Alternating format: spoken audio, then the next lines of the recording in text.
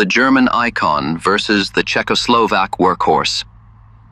In the world of spring-piston air rifles, two philosophies dominate: the ultimate pursuit of over-engineered precision and the elegant simplicity of a legendary backyard workhorse. Today, we are doing a side-by-side comparison of two iconic platforms. On one hand, a vintage legend from Central Europe, the Slavia 630 Model 77. On the other, Germany's gold standard for traditional brake barrel, a brand new Weihrauch HW35. Let's see how decades of heritage hold up against fresh-off-the-line German engineering. Before we look at how they handle, let's talk about power, because these two are built for entirely different jobs. The Slavia produces roughly 7.5 to 9 joules of muzzle energy, sending a 4.5mm pellet downrange at about 170 meters per second. It's an intentional design meant for effortless backyard plinking and formal target training without fatiguing the shooter. The HW35, however, is a full-sized sporting rifle. This modern variant puts out a robust 14.5 to 15 joules, pushing speeds up to 230 meters per second. It hits with nearly double the energy of the Slavia, yielding a much flatter trajectory over longer distances. Looking closer at the details, the Slavia carries an incredible historical gravity. The roll stamp clearly reads, "Made in Czechoslovakia," alongside the iconic Zbrojovka Brno logo. If you flip it over, you'll see a classic 6-digit serial number, and stamped right underneath it is the number 85. That 85 is the official factory stamp for its production year, 1985. Turning to the HW35, the modern precision is a striking contrast.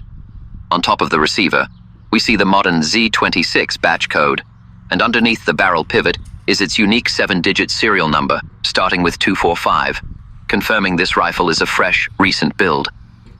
What makes this comparison so fascinating is that these two specific examples are separated by over 40 years. 4 full decades of manufacturing history lying right here side by side. When it comes to ergonomics, the differences are immediately noticeable when you bring them up to aim. The Slavia is remarkably light. The stock is slender and streamlined, meaning it instinctively jumps right into the pocket of your shoulder for rapid target acquisition, with very little offhand shooter fatigue. It doesn't have modern checkering, but the classic longitudinal finger grooves on the forend give a very natural grasp. The HW35 feels completely different. It is immensely solid, carrying far more mass. The stock geometry is thicker, requiring a conscious, deliberate placement into your shoulder. The modern laser checkering gives a high traction grip, though I do wonder if the engraved text might wear smooth after years of heavy use. It features a ventilated rubber butt plate to cushion the shot, whereas the Slavia's light output means its recoil is so non-existent that a rubber pad isn't even necessary. One of the most defining mechanical features of the HW35 is its famous manual barrel latch. To break the action, you must push this serrated lever forward to unlock the breech. When you break and charge the barrel, the stock features a beautiful groove line that fits snugly right into your inner thigh, giving you excellent leverage. Because the mechanism handles the lockup manually, returning the barrel to battery takes virtually no slam pressure. It closes smoothly and securely, ensuring absolute zero movement. The Slavia relies on a classic spring-loaded wedge detent. It's an elegant, time-tested system, but it actually requires a bit more physical snapping pressure to break it open and slap it locked back into battery. Now let's talk triggers and safeties, because this is where user experience really diverges. The Slavia's trigger does have a little bit of play, but on this model, it's a bit grainy and hard to feel right before it breaks. The rear-mounted linear button can be pushed forward seamlessly with your thumb while maintaining a full firing grip.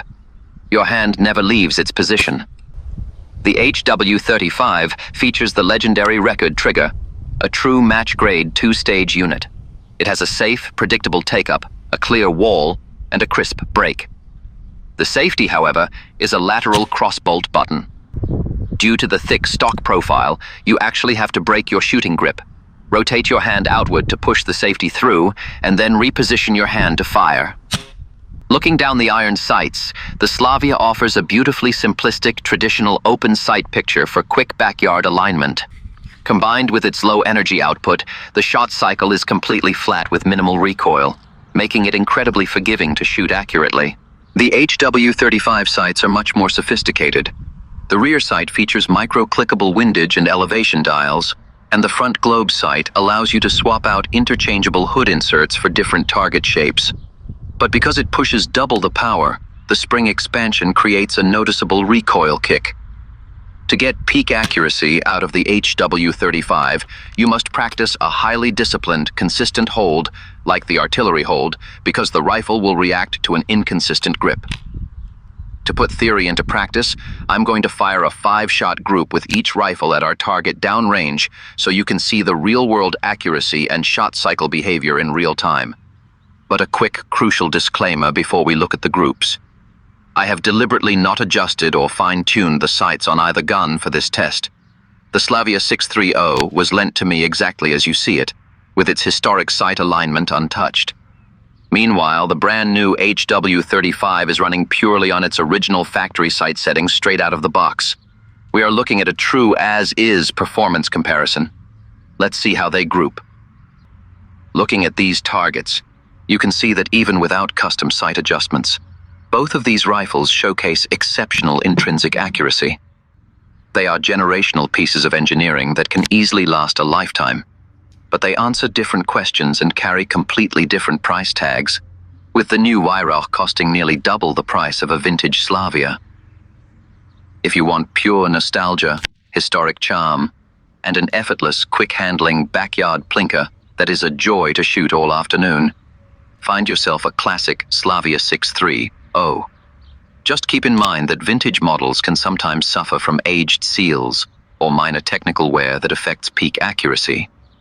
But if you prefer a flawlessly manufactured brand new build, or if you want to master the fundamentals of a heavy sporting rifle to eventually transition into rimfire or conventional firearms, the Weihrauch HW35 is the ultimate training platform.